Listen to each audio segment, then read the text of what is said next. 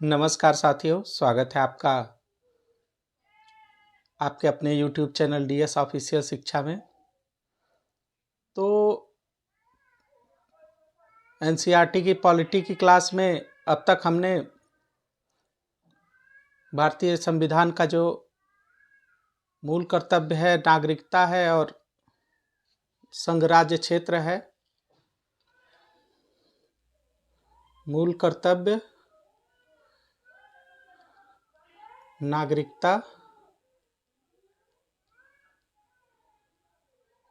और संघराज्य क्षेत्र है, इसके बारे में हमने देख लिया है।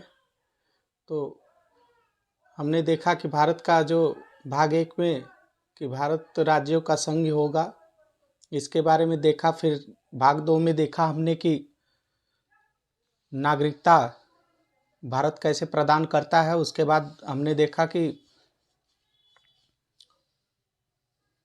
हमारे मौलिक अधिकार क्या क्या हैं और इससे किस प्रकार राज्य संरक्षण करता है और न्यायालय उसको जो है संरक्षण प्रदान करती है। फिर राज्य के नीति निर्देशक तत्व भी हमने देख लिए। आज हम लोग 51 का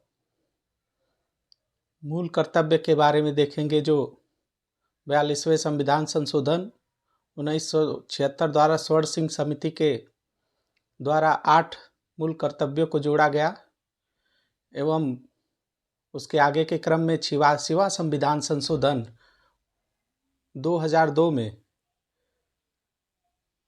86वां संविधान संशोधन 2002 में फिर बच्चों को जो है अनिवार्य शिक्षा अपने माँ बाप से प्राप्त करने का जो अधिकार है उसको जोड़ा गया। और वर्तमान में मूल कर्तव्यों की कुल संख्या जो है 11 है। और देखेंगे हम लोग राष्ट्रपति का जो है, राष्ट्रपति के बारे में देखेंगे अनुच्छेद 52, 53, 54, 55 तक। तो आज की क्लास का हम जो है शुरुआत करते हैं। तो हमारे अधिकार क्षेत्र, हमारी विश्वास भावना, इन सब से जुड़ी मैं आपको एक कहानी सुनाऊंगा। तो कहानी ये है कि एक किसी राज्य का एक राजा था। राजा के पास जो है अच्छी सेना थी, बढ़िया सब कुछ कार्यभार राजा का चल रहा था।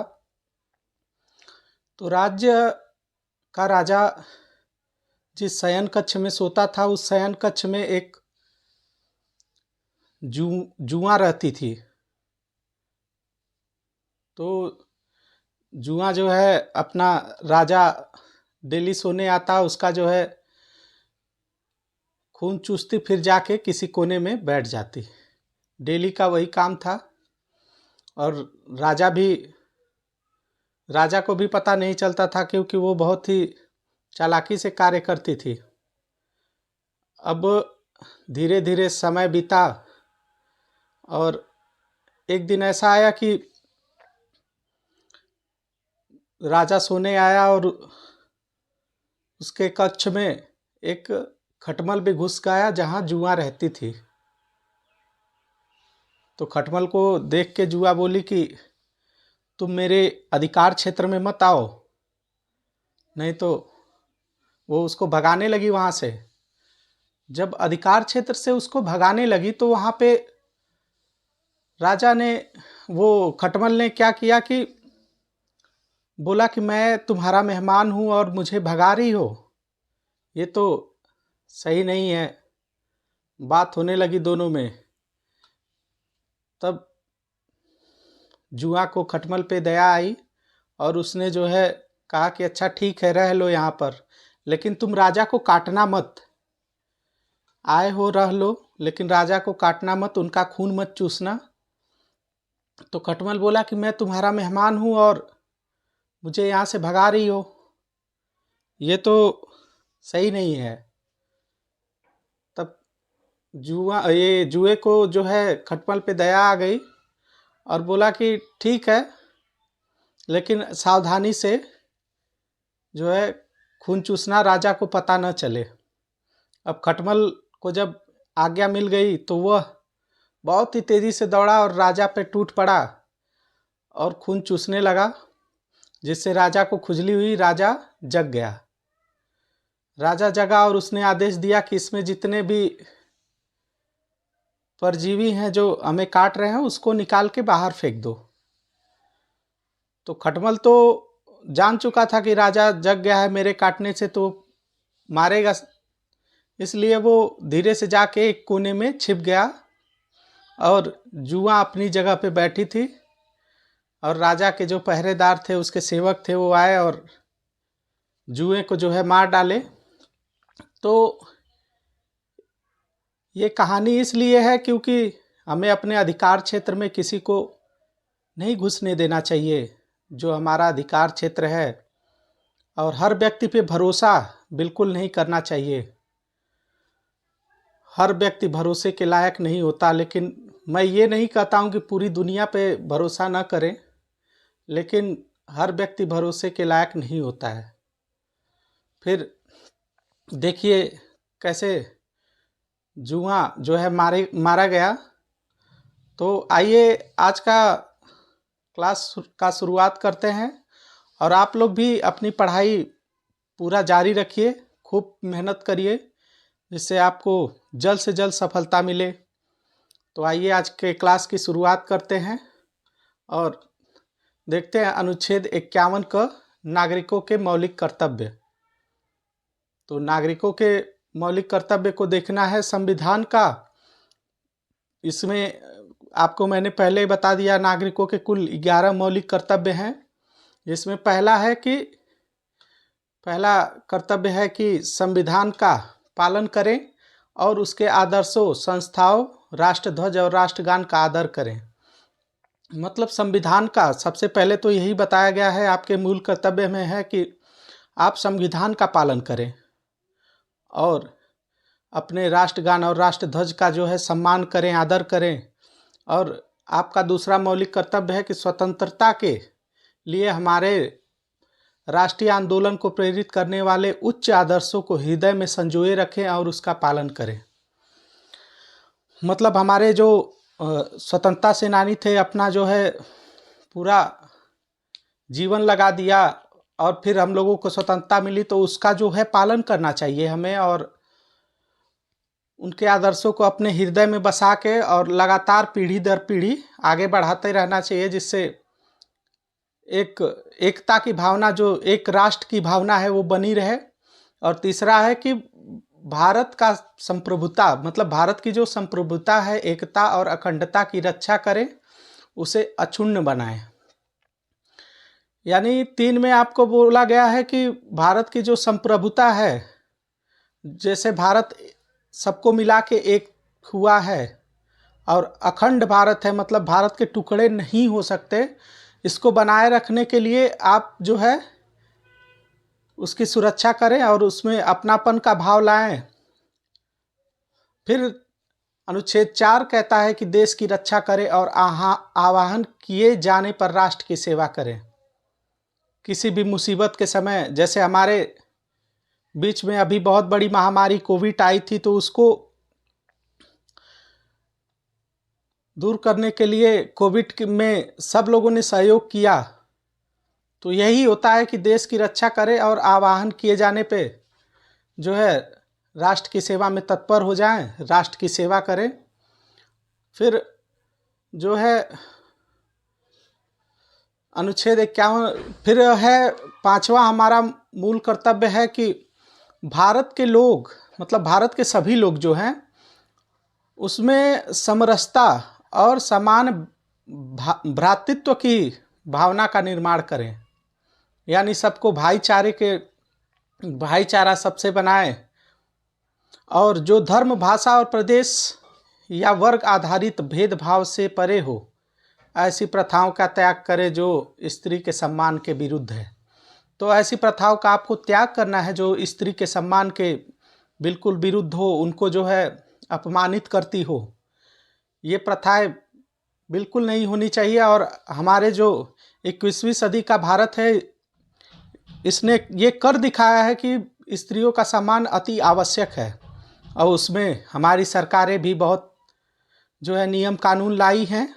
तो इसके लिए सरकार को भी बहुत ज़्यादा दायित्व होता है कि वह स्त्रियों के सम्मान के लिए कार्य करे। और समाज का भी दायित्व है कि वो स्त्रियों के विरुद्ध में जो या उनको असम्मानित जो करने वाली प्रथाएं उनको न करें। फिर हमारा छठा मौलिक कर्तव्य है कि हमारी मिश्रित संस्कृति की गौरवशाली परंपरा को समझें और उसका परीक्षण करें। तो हमारी जो मिश्रित संस्कृति है, गौरवशाली परंपरा है, उसको समझें और उसका परीक्षण करें कि सब लोगों को एक समान देखें। फिर सातवां है प्राकृतिक पर्यावरण, जिसके अंतर्गत वन, झील और वन्य जीव सम्मिलित हैं। यानी प्राकृतिक जितने भी वन जीव, झील, नदी आते हैं उसकी रक्षा करें, उसका संवर्धन करें तथा प्राणी मात्र के प्रति दया भाव रखें। यानी हर प्राणी के प्रति दया भाव रखें और वसुधैव कुटुंबकम की भावना को आगे बढ़ाते हुए कार्य करें।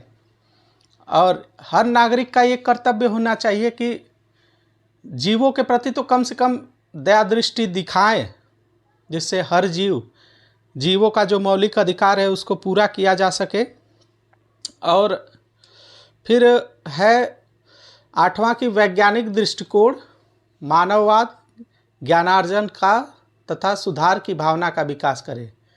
जितने भी इनोवेशन है जिससे हमारे देश का विकास हो सकता है, उस भावना को लाएं और सबको शिक्षा से ज्ञान दें, ज्ञान अर्जन करें। और नवा है कि सार्वजनिक संपत्ति को सुरक्षित रखें और हिंसा से दूर रहें। जो हमारे सरकारी स्कूल हो गए, रेलवे फाटक, रोड या जो भी संपत्ति हैं, उनकी रक्षा करने का मूल कर्तव्य होता है। और इस भावना का पालन करना चाहिए सबको। वैसे तो हमारे देश में जहाँ लिखा होता है यहाँ न थूके, वहाँ जनता और ज़्यादा थूकती है। तो इस भावना का त्याग करना चाहिए। और अनुच्छेद 10 कहता है व्यक्तिगत और सामूहिक गतिविधियों के सभी क्षेत्र में उत्कर्ष की ओर बढ़ने का सतत प्रयास करें। यानी सबका साथ सबका विकास का जो मूल मंत्र है हमारी सरकार जो चला रही है, उस पे भी जो है उसको भी बढ़ाने का प्रयास करें, जिससे राष्ट्र निरंतर बढ़ते हुए प्रयत्न पर उपलब्धि की नई ऊंचाइयों को प्राप्त करे। यानी जब तक आप मूल कर्तव्य को, राष्ट्र को, सबको एक साथ लेके हर कमज़ोर वर्ग को ऊपर उठाना, और यही होगा हमारे राष्ट्र का विकास। अगर सबसे निचले तबके का व्यक्ति ऊपर उठेगा तभी एक समानता की भावना आएगी। और अनुच्छेद 11वां हमारा मौलिक कर्तव्य है 6 से 14 वर्ष के आयु के बच्चों के माता पिता और जो संरक्षक हैं, जो भी उन्हें शिक्षा के अवसर प्रदान करने। मतलब जो 6 से 14 वर्ष के बच्चे हैं उनको शिक्षा के लिए हर माता पिता का कर्तव्य है कि वो अपने बच्चों को स्कूल भेजे और उनको शिक्षा दिलवाए। और इस कर्तव्य को 86वें संविधान संशोधन अधिनियम 2002 की धारा 4 द्वारा जोड़ा गया था। तो इसे धारा 4 द्वारा जोड़ा गया। और मौलिक कर्तव्यों में से कुछ कर्तव्य नैतिक हैं तो कुछ नागरिक। यानी कुछ तो नैतिक है, हमारे अंतःकरण की भावना द्वारा संचालित हो सकती है, लेकिन कुछ ऐसे कर्तव्य हैं जो नागरिक के हैं, हर नागरिक के लिए अनिवार्य हैं। जैसे एकता और अखंडता की भावना को विकसित करना, अपने संविधान राष्ट्र ध्वज का सम्मान करना, ये नागरिक के कर्तव्य है। जैसे राष्ट्र ध्वज का आदर करना नागरिक का कर्तव्य है, जबकि स्वतंत्रता संग्राम के उच्च आदर्शों का सम्मान एक नैतिक कर्तव्य है। हमारे स्वतंत्रता सेनानियों के जो है उनका सम्मान करना, उनके कार्यों को अगली पीढ़ी तक पहुंचाना और अपने मन में उनके लिए आदर का भाव रखना, यही हमारा नैतिक कर्तव्य है। और मूल्य भारतीय परंपरा, पौराणिक कथाओं, धर्म एवं जीवन पद्धति से संबंधित है। मतलब इन सब का मूल्य जो है वो हमारी पौराणिक कथाएं जो हैं, जीवन पद्धति जो है, इन सब से जुड़ी हुई है। और मूल कर्तव्य नागरिकों के लिए है, न कि विदेशियों के लिए। विदेशियों का ये कार्य नहीं है कि वो आपके देश में आके और जो है आपके राष्ट्रीय ध्वज का सम्मान करें या फिर संप्रभुता की भावना बिठाएं, लेकिन हाँ, उनको अधिकार, मौलिक अधिकार भी नहीं है कि वो इसका जो है अनदेखा करें और अपनी मनमानी करें, नहीं तो उनके विरुद्ध कानूनी कार्यवाही हो सकती है। और इसके उल्लंघन के विरुद्ध कानूनी संस्तुति है। यद्यपि संसद उपयुक्त विधान द्वारा क्रियान्वयन के लिए स्वतंत्र है। मतलब संसद स्वतंत्र है कि वो विदेशी लोगों के लिए कैसे जो है अपने देश की सुरक्षा करेगा। और 42वें संविधान संशोधन द्वारा संविधान में जिन कर्तव्यों को सम्मिलित किया गया था वे सांविधिक कर्तव्य हैं। उन कर्तव्यों के अनुपालन के में विफल होने पर दंड का आरोपण करने के लिए संसद विधि द्वारा दंड का विधान कर सकती है। 86वें संविधान संशोधन अधिनियम 2002 के द्वारा आपको बता चुके हैं कि 6 से 14 वर्ष के बच्चों के लिए जो शिक्षा का अवसर है उसको प्रदान करने का प्रत्येक माता पिता का कर्तव्य है। भारतीय संविधान में मूल कर्तव्य को पूर्व सोवियत संघ यूएसएसआर के संविधान से प्रभावित होकर सम्मिलित किया गया था। केंद्र की कांग्रेस सरकार ने इसे स्वीकार करते हुए 42वें संविधान संशोधन अधिनियम 1976 को लागू की। तो 1976 को इसे लागू किया गया और तब से हमारा मूल कर्तव्य है। और अब आइए देखते हैं भारतीय संविधान का भाग जो 5 है।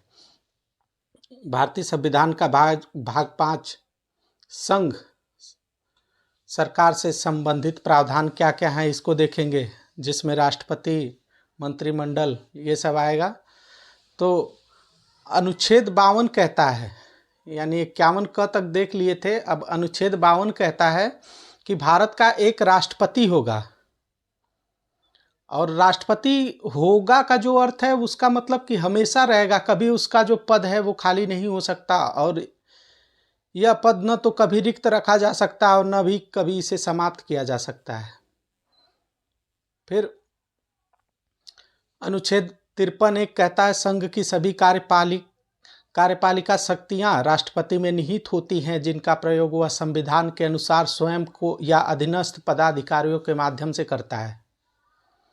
भारत सरकार की समस्त कार्यपालिका कार्यवाहियां राष्ट्रपति के नाम से की जाती है। फिर भी राष्ट्रपति नाम मात्र का कार्यपालिका प्रधान होता है, क्योंकि वास्तविक शक्ति प्रधानमंत्री और मंत्रिमंडल में निहित होती है।